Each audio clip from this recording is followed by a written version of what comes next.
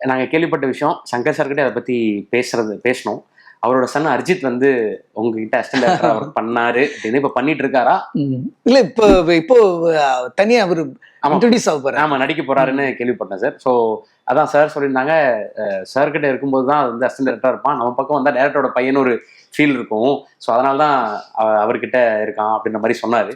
So அவரை பத்தி ஏதாவது ஷேர் பண்ணலாமா? செட்ல எப்படி இருக்குன்னா? இல்ல, ரொம்ப ஒரு எனர்ஜி, பயங்கர எனர்ஜியான ஒரு அப்படி ஒரு ஆக்டிவான பையன்.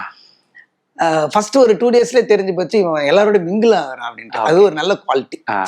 ஸோ அப்புறம் நான் ஃபர்ஸ்ட் எடுத்தோடனே சொல்லிட்டேன், இப்போ நீங்க வந்துட்ட சங்கர் சார் பையங்கிறத ஆஃபீஸ் வெளியிலே விட்டுரு, நானும் உன்னை நான் அப்படி ட்ரீட் பண்ண மாட்டேன், அதுதான் உனக்கும் நல்லது, அதுதான் அப்படின்னு சொல்லி தான் இது பண்ணா. ரொம்ப என்ன சொல்றது, ரொம்ப ஆர்வமான பையன். அது மாதிரி எந்த விதத்துலையுமே அந்த தலையில நம்ம வந்து ஒரு சினிமா நம்ம அப்பா பெரிய ஆளு அப்படின்றது துளி கூட அப்படின்னு சில பேர் அப்படி நடிப்பு கூட கிடையாது. அவங்க இயல்பாவே அது இருக்கு, இயல்பாவே அது கேரக்டர் இருக்கு.